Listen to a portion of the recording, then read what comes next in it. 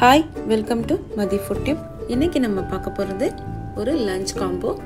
வாங்க என்னென்ன ரெசிபீஸ் அதை எப்படி பண்ணலாம்ங்கறத பார்க்கலாம்.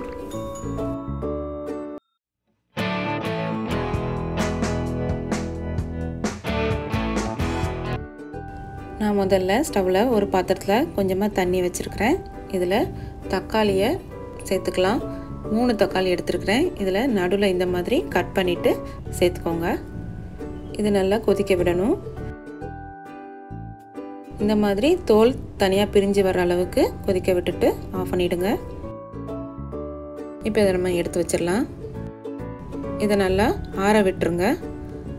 நல்லா ஆறின அப்புறமா இதோட தோலை மட்டும் தனியா பிரிச்சு எடுத்துடலாம்.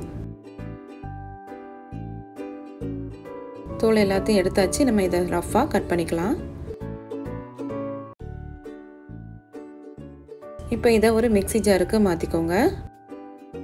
இத நைஸா அரைச்சு எடுத்துக்கணும். நல்லா நைஸா அரைச்சு எடுத்தாச்சு. இப்போ ஸ்டவ்ல ஒரு pan வச்சுக்கலாம். அதுல 2 டேபிள்ஸ்பூன் எண்ணெய் ஊத்திக்கோங்க. இப்போ இதுல 1 டீஸ்பூன் கடுகு, 1 டீஸ்பூன் உளுந்தம்பருப்பு போட்டு வெடிச்ச அப்புறமா கொஞ்சமா கருவேப்பிலை சேர்த்துக்கோங்க. இதுல 15 நம்பர் சின்ன வெங்காயத்தை எடுத்துர்க்கேன். இத நைஸா ஸ்லைஸ் பண்ணி சேர்த்துக்கோங்க. இந்த குழம்புல காய்கறி கிடையாது, அதனால வெங்காயம் நிறைய சேர்த்துக்கோங்க. கூடவே 2 பச்சை மிளகாய் கீறி போட்டுக்கோங்க. போட்டு இது நல்லா வதங்கணும். வெங்காயம் ப்ரௌன் ஆகுற அளவுக்கு வதக்கிக்கோங்க.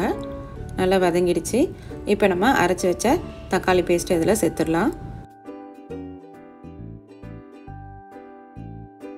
கொஞ்சமா மிக்ஸி கழுவி ஊத்திட்டு அதுக்கு தேவையான அளவு உப்பு போட்டுக்கோங்க. கூடவே 1/2 டீஸ்பூன் மஞ்சள் பொடி, 2 டீஸ்பூன் சாம்பார் பொடி போட்டுக்கோங்க. உங்கள்ட்ட சாம்பார் பொடி இல்லைன்னா தனி மிளகாய் பொடி கூட போட்டுக்கலாம். போட்டு இதை நல்லா கலந்துட்டு இதை கொதிக்க விடணும். நல்லா கொதிச்சிட்டு இருக்கு. இப்போ நம்ம இதில் தேங்காய் பால் கொஞ்சமாக சேர்த்துக்கலாம். தேங்காய் பால் இல்லைன்னா தேங்காய் பேஸ்ட் கூட சேர்த்துக்கலாம். தேங்காய் நல்லா நைஸாக அரைச்சிட்டு சேர்த்துக்கோங்க. சேர்த்துட்டு இதை கலந்து பாருங்க. உங்களுக்கு தேவையான அளவுக்கு திக்னஸ்க்கு தண்ணி கலந்துட்டு கொதிக்க விடணும்.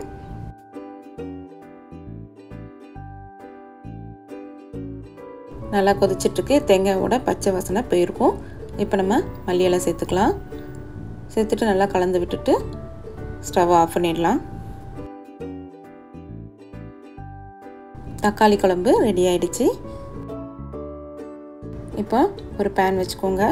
இதில் 2 டீஸ்பூன் எண்ணெய் ஊற்றிக்கோங்க. இதில் 1 டீஸ்பூன் கடுகு, 1 டீஸ்பூன் உளுந்தம்பருப்பு சேர்த்து கடுகு நல்லா பொரிய விடுங்க. கடுகு நல்லா வெடிச்சிட்ருக்கு. கொஞ்சமாக வெங்காயம் கட் பண்ணி போட்டு கூடவே கொஞ்சமாக கருவேப்பிலை போட்டு வதக்கிக்கோங்க. இதில் உருளைக்கிழங்க நான் இந்த மாதிரி நைஸாக ஸ்லைஸ் பண்ணிவிட்டு ரஃப்பாக கட் பண்ணி வச்சுருக்கேன். இதை சேர்த்துக்கலாம். இந்த ஃப்ரைக்கு இந்த மாதிரி நைஸாக ஸ்லைஸ் பண்ணி போட்டிங்கன்னா தான் சீக்கிரமாக வெந்து வரும். இப்போ இதில் கொஞ்சமாக உப்பு போட்டுக்கலாம். உப்பு போட்டு வதக்கிட்டு கொஞ்சமாக மட்டும் தண்ணி தெளிச்சுக்கோங்க.